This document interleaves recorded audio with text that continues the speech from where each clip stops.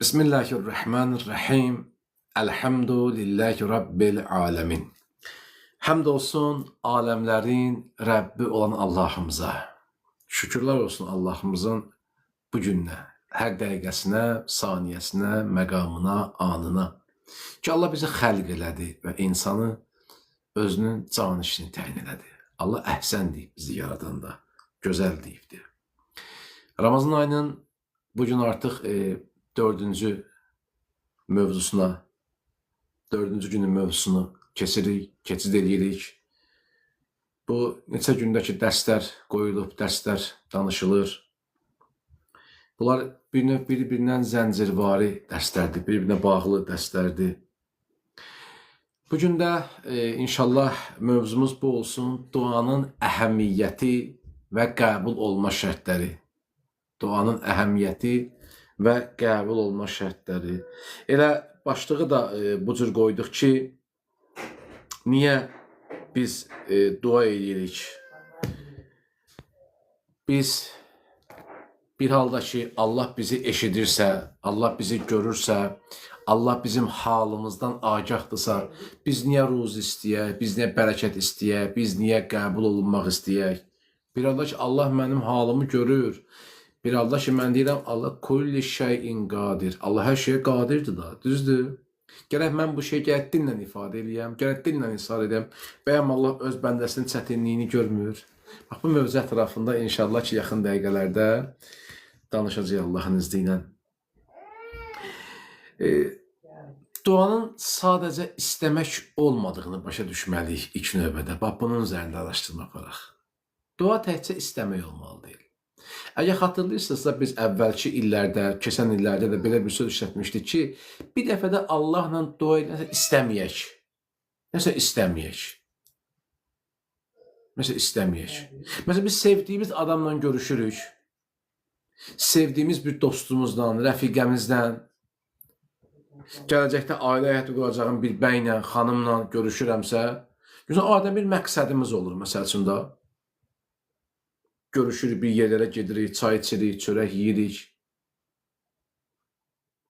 Amma Allahdan da görüşəndə bizdə bu cür. Amma biz fərqlidir. Allahla görüşəndə istəklərimiz çox olur.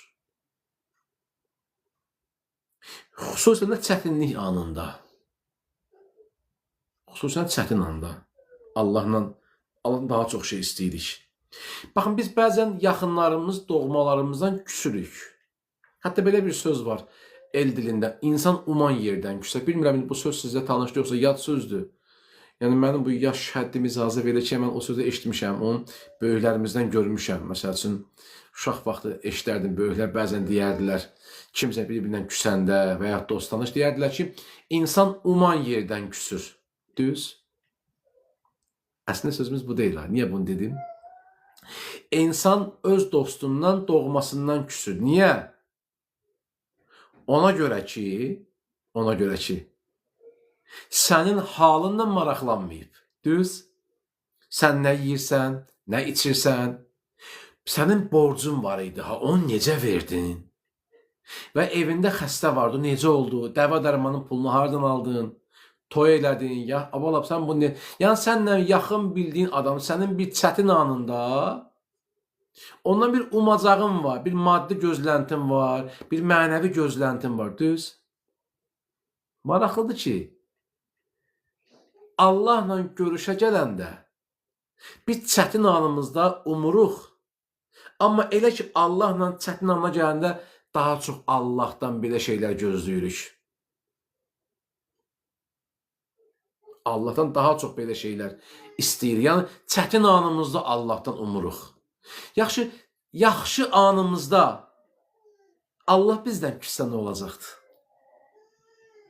Yaxşı anımızda Allah bizdən küssə, sən dostunla, əziz bildiyin bir rəfiqənlə, bir qardaş bacınla yaxşı anında xoş günlər keçirirsən, pis anında səni xatırlamayanda inciyirsən bundan. Səndən incimişəm, heç bir dəyə maraqlanmadın ki, bu yazıq, o hərdən söz var, bu ölmüş bir qalmayıbdır. Görün, bu dostum, qardaşım neyinir? Falan yerdə mənim bir əzizim var. Sən dostundan küsə bilirsən, umursan və adını da qoysan ki, insan uman yerdən küsər. Amma xoşbəxtliyiz bir yerdəydi, ha? Dost tanış yadıma düşürdü. Bəs niyə onda Allah yada düşmürdü? Ancaq qəmli halımızda Allaha biz xatırlayırıq. Ona görə biz elə edək ki, dua təkcə istəmək olmasın. Ki, Allah bu dəfə gəlmişəm, səninlə görüşəm. Səninlə söhbət eləməyə gəlmişəm. Sən buna layiqsən. Həzrət Əmir əl-Müminin Əli əleyhissalam o məşhur hədisi var ha. Sən buna layiq olduğu üçün mən sənə ibadət edirəm. Sən buna layiq olduğu üçün. Bir nəfəri niyə çox istəyə bilərsən? Sənə xeyir verdiyi üçün çox istəyərsən. Sənə bir faydası var. Çox nadir halda tanımadığı insanlar kimsə sevir. O da hansısa bir əməlinə görə sevə bilər. Duanın təkcə istəmək olmadığını, onun bir ibadət və bəndəçilik fəlsəfəsi olduğunu başa düşməliyik, bunu anlamalıyıq. İnşallah bir neçə məsələni qeyd edeyim. Bugün çalışıram çox danışmayam, çünki gecikmişik bir balaca. Peyğəmbər sallallahu buyurur ki, dua ibadətin özəyidir, beynidir. Yəni, dua müminin silahıdır. İnsan dua eləyərkən əslində öz acizliyini və Allahın qüdrətini etiraf eləyir. Adam var, görmürsünüz, bir çətinliyi var, bir problem, müşkülü var. Kiməsə ağız açmır, özünə sığışdırmır, özünə eyib bilir hətta bunu. Bunu eyib bilir özünə. Xeyr ola, mən deyir, kimsə nəyə görə məsələn mənim problemi bilməlidir ki. Amma Allah deyib, bəndə özünü sındırsın Allah qatında. Allah onların etiraf edir ki, Allah mənim qüdrətim çatmır, mən ғəni deyiləm, sənsən ғəni. Allah bizim ehtiyaclarımızı onsuz da bilir, düzdür. Bəs niyə istəməyimizi buyurur? Mən niyə deyim ki, o mənim ehtiyacım yox, biz istəməliyik, biz deməliyik. Bilirsiniz niyə? Çünki biz istəyəndə etiraf eləmiş oluruq. Biz istəyəndə təkəbbürlüyümüzü sınır. O içimdəki qürur var ha. O bizi əslində yaxşı yerə aparmayan qürur var ha.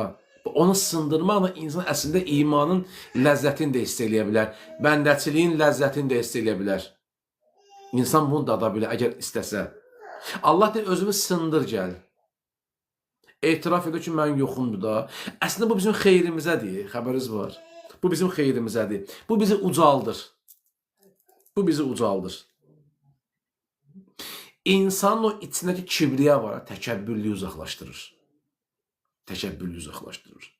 O xeyr ola sözünü səndən uzaqlaşdırır. O gizli məni uzaqlaşdırır. Başqalarına özümü göstərmək təbliğatını, kökünü kəsir. O gizlin, şirkin boynunu vurur. Əgər dua olmasa, səhv eləmirəmsə, Furqan surəsini burada qeyd eləmişəm, 77-ci ayəsi, əgər zehni mən anlatmırsa. Əgər deyir, duanız olmasa, Rəbbin yanına nə qədriniz olar? Başa düşmədim. Adam dua ilə bəyəm qədir bilinmir. Allah nə mesaj vermək istəyir burada bizə? Yəni, biz özümüzü sındırmalıyıq. Biz etiraf eləməliyik. Etiraf eləmək ki, Allah, sən qüdrətlisən. Sən hər şeyə qadirsən. O adamlar var, görmüsən, ömür boyu meçidin qapısına getmirlər. Özünə sən qəlbə bilirlər. Hətta inandırım sizə ki, bir dəstə insanların bax qəlbində bu cüdə, o içindəki təkəbbürdən meçid qapısına getmirlər. Allaha inanır, söz yoxdur. Amma o meçidin qapısından içəri girib bir də boyda xütbəyə qulaq asmaq istəmir. O meçidin qapısına gəl, əlini açıb bir dua, bir də kimsə bunun dua eləməyini görər, deyə yəqin görən bunun nə günahları var, görən bunun nə xətaları var, görən hansı problemi var.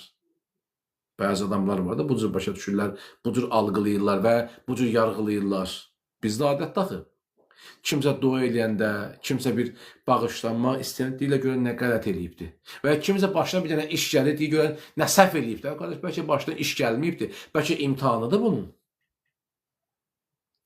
Bir dəstə belə adamlar var. Bir dəstə də meclisdə gəlib dua eləməyə utanan adamlar var. Hər gün meclisin bölümündən keçirik. Hər gün meclisin bölümündən keçirik. Özən maşını da var. Gələn deyən maşını yoxdur, əlinin altında. Gedə bilmir. Meclisin bölümündən keçir. Əzan səsinə narahat olan insanlar var. İcab bağlamağı kimsə narahat edən adamlar var. Biri icab bağlayır, bu narahat olur. Biri sinə vurur, bu narahat olur. Sənin narahatçılığın o şəxsdən deyil, sənin narahatçılığın haqlandır.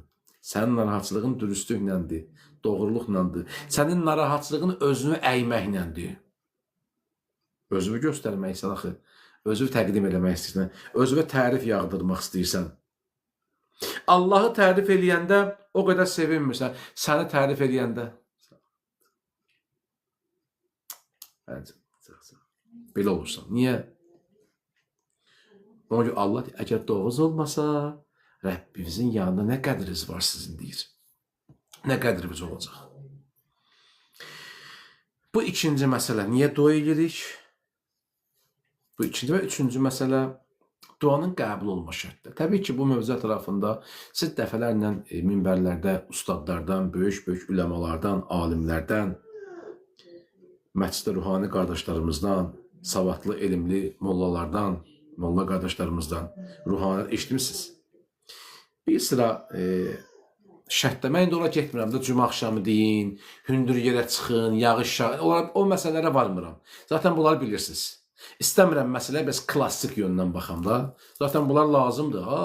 Təpəyə çıxıb dua eləmək, açıq səmada, cümə axşamları, cümə günləri, ziyarətlər, yağış yağanda, möhtəbər günlər, bu heç bundan işim yoxdur. Zaten bunu bilirsiniz. Mən istəyirəm duanın qəbuluna başqa bir yöndən baxaq.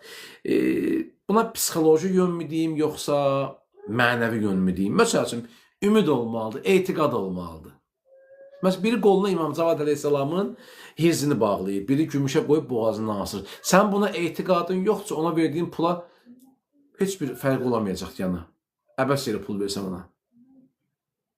Yəni, mən bir dənə duaya, bir dənə istiğfara, bir dənə zikrə, bir dənə namaza etiqadım yoxdursa, ümidim yoxdursa, bunu etməyin də bir faydası olmayacaq. Bu da etiqad mühümdür. Etiqad çox mühümdür. İnanmaq çox mühümdür. Allahın qüdrətlə tam inanaraq dua eləməlisən. Yoxsa, ay, mən dua niyə qəbul olmadı?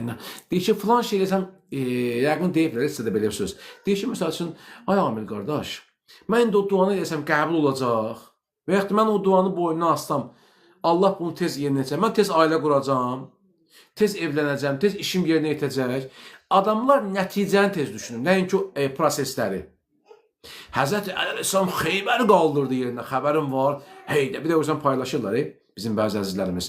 Heydər, Mərsiyə, nə bilim, Rozə, Məthiyə paylaşırlar, şeir paylaşırlar. Amma bizim o nəticəyə gedən yolu axtarmaqla işimiz yoxdur sanki. O nəticəyə yol gedir ha. Ki, Həzrəti Əleyhisselam nə əziyyətlər çəkdi o yolda. Hansı işləri gördü o yolda. Kərbada İmam Hüseyin şəhid oldu, qətlə yetirildi. Ya Hüseyin, vay Hüseyin, ehsanlar, məclislər. Amma İmam Hüseyin o həyat mübarizəsi var da. Həyat mübarizəsi var. İndi birinə sual verəndə ki, İmam Hüseyin niyə 10 il sustu? 10 il sustu. Yəni, biz araşdırmalıyıq ki, imamın o qardaşı İmam Həsən Əleyhisselamın onun son susmağının səbəbi nə idi? Biz onu araşdıra bilmirik. Yəni, biz nəticəyə vardığımız üçün, nəticəyə doğru getdiyimiz üçün, bizim üçün nəticə mühüm olduğuna görə hər şey şüar formasında səslənir. Biz kesin dərs bunu demişdik. Biz eşq çərçivəsindən çıxaq, itaət çərçivəsinə gedək. Nə qədər ki, bizim şüarlarımız, dediyimiz sözlər şüar olacaq, iradəyə keçməyəcək, bu əməldə formalaşmayacaqdır. Nə qədər ki, eşq çərçivəsində biz bunu salacaq, itaədə keçməyəcək və çərçivənin içində qalacaq. Çünki biz nəticənin üçün maraqlanırıq. Ona görə duada mühüm olan məsələ etiqaddır. Mənim etiqadım olmalıdır. Mənim etiqadım bu olmalıdır ki, dua qəbuldur. Bu mənə ən böyük vasitə olacaqdır. Qəbul olacaq yoxsa yox. Görən nə vaxt qəbullar. O hərdən görürsünüz, gedirlər, biri CV verir, cavab verir. Həmən cavabam nə vaxt çıxacaqdır. Bəzən biz bu cür rəftar edirik Allahla münasibətlərimizə. Duanın qəbul olma şərtlərindən biri də budur ki, halal loxma yiyəsən. Halal tikə yiyəsən. Yadda saxlayın, bir qram tikənin belə bizim əxlaqa böyük təsiri var. Ona görə deyirlər ki, övladlarımıza halal tikələr yedizdirin. Hədis və rəvayətdə var ki, haram loxma yiyən şəxsin 40 gün duası qəbul olmaz. Gördün ki, bir müddət duan qəbul olmur, sübh namazdan yatıb qalmısan, fikirləş ki, nə haram iş görmüsən, nə haram yemirsən. Bu da haram yemək təkcə cismi olaraq nəzərə tutulmalı deyil ha, maddi yox, eyni zamanda mənəvi. Bu da kimin qəlbini qırmısan bir gün qabaq? Bəlkə qeybət eşitmirsən, evində qeybət olub. Bəlkə birilərinə yalan danışmısan, bəlkə bir yalanın şahidi olmusan. Narahat olmalısan. Bir nəfər sübh namazına qalxa bilmirsən, narahat olmalıdır. Bu adı həyəcan siqnalıdır. Məsələn, ətrafında, yaxınında, qəlbində xoş olmayan bir hadisələr baş verir. Bu çox mühüm məsələdir. Diqqət eləyək belə məsələlərə. İstəyirsən duan qəbul olsun. Üçüncü şərt budur ki, başqalarını dua elə. Həmişə başqalarını dua elə. İmam Zeynal Abidin Əleyhisselam buyurur ki, mömin qardaşıva dua etsən, öz duası tez qəbul olur. Öz duası tez qəbul olur. Başqalarından dua istəyin həmişə. Sən başqalarını dua elə, başqalar səni dua eləsin. Və dua gedişəndə də bunun hikməti var. Bunu səhv algılamayaq. Bu Ramazan ayında xüsusən diqqətli olaq bu məsələləri. Bəzən düzdür, biz Ramazan ayı deyirik ki, dualarımız qəbul olacaq, məğfirət ayıdır. Yenə deyirəm, bu dualar hamısı əmələ bağlı olan proses olmalıdır. Yəni, biz əməldə bunu göstərməsək, bunu şüar və yaxud dediyim kimi, şüar çərçivəsində salsaq, eşq çərçivəsində bunu saxlasaq, bunu iradəyə və itaətə çevirməsək, bizdə acaqlıq yaratmayacaq. Əksinə, bizdə süslük formalaşacaq, hətta küfür yaranacaq. Məsələn, bəzi adamlar var, deyir, keçən mən Ramazanı dua eləmişdim, duam qəbul olmadı. Bəs deyirdiniz, bir il ərzində dualar qəbul olur, nə oldu bəs? Niyə bir irəliləyiş olmadı? Axı, mən keçən illərin bir şey istəmişdim, ümrə istəmişdim, ərbəyin istəmişdim. Niyə? Və deyirdilər, qəbul olacaq, bəs müqəddərat dəyişir bu ayda. Bəli, müqəddərat dəyişir. Bəzən Allah biz istədiyimizi dərhal vermir. Gəlin sizə səmimi bir söz deyim. Bir dənə xanımla ailə həyatı qurmaq istəyir, bir dənə qardaşımız. Amma tam səmimi bu sualıma cavab verin, çox xahiş edirəm. Bir xanımla ailə həyatı qurmaq istəyirsən, üzr istəyirəm. Və ya bir bəyə ərə getmək istəyirsən, ailə qurmaq istəyirsən. Bir bəy gəlib sənə evlənmə təklif eləsə, bir xanım ərə getmə təklif eləsə, həmən qəbul eləyərsiniz. Bir nəfər sizə həmən qəbul etsə, nə reaksiya verərsiniz? Mühüm, vacib olan bir məsələn kimsə, deyirsən, buna da bu söz həmin də qəbul. Bu demə, heç bu soruşmadı, sən kimsən, nəticsən, nə işlə məşğul olursan. Evimizə, qızlarımıza, bacılarımıza elçi gələndə həmin dəqiqə razılaşırıq. Razılaşırıq. Ki, həmə, bir tanımaq lazımdır. Qızım, bu kimdir? Bu oğlan kimdir? Bu qardaşımız kimdir? Nə deyir şəriət? Deyir, içki içənlərə qız verməyin. Allaha tanıyan biri olsun, imamın tanıyan biri olsun, Qur'ana, əhl-i beytə ehtiram eləyən biri olsun. Maraqlan gör, bu nə iş görüb bu günə qədər? 27 yaşı var, 25 yaşı var. Özünü qanandan bəri nə iş görüb əhl-i beyt əleyhissalamın yolunda? Nə qədər tanıyır əhl-i beyti? Nə qədər bağlılığı var? Nəylə ən çox maraqlanır? Evinizə, qızınıza elçi gələndə bu suallar verin həmişə. Hansı kitab oxumusan? Hansı alimləri tanıyırsan? Sənin üçün İmam Hüseyin kimdir? Gör onun nə deyəcək o? Gör onun nə işdən daha çox məşğuldur? Nəyə çox meyli var? Sonra demin qızlarımız getdi, bədbəxt oldu. Bax, duanın bəzən gecikmənin səbəbi də budur. Allah hikmət qoyub o işdə. Dərhal qəbul eləmir. Görün, bəndəmin reaksiyası nədir bu işdə? Mən qızımı vermədim, görün, mən nə cür reaksiya bildirəcəkdir? O məni pis ata kimi qəbul eləsə, onun düşüncəsində problem var. Mənim ixtiyarım var, qız sahibiyəm, bilməliyəm qızımı kimə verirəm.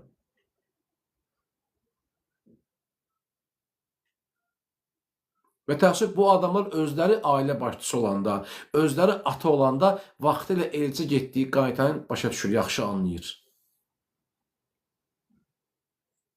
Uşaq çox şey istəyir mağazaya. Hər şey alırsınız mağazaya girəndə.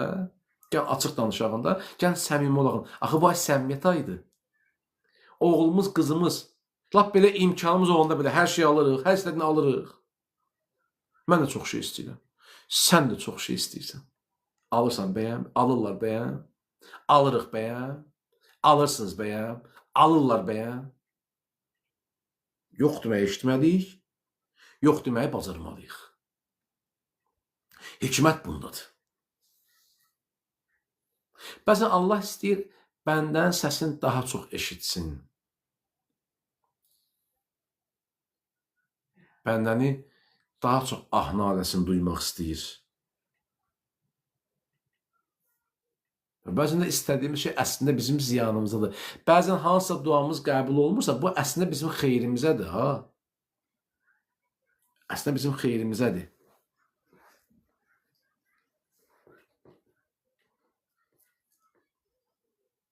Bəzən baxarsan birinin övladı olmur.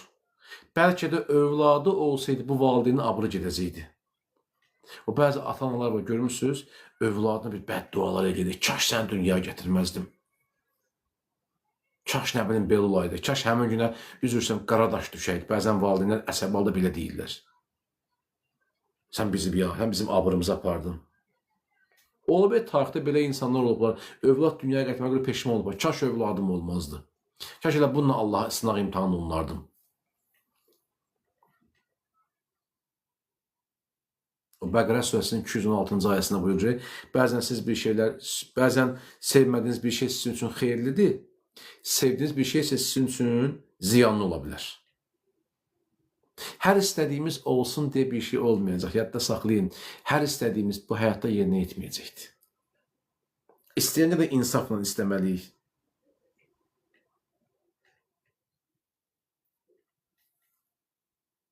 Bu ay bağışlanma ayıdır, məğfirət ayıdır, dua etmək ayıdır. Xüsusi dua kitablarında Əbu Həmzə Sumali duasını oxuyun. Bu ay iftidah duasını oxuyun. Xüsusən məhdəviyyət mövzusunda İmam Zaman Aleyhisselamın zuhuru ilə bağlı dualar eləyin.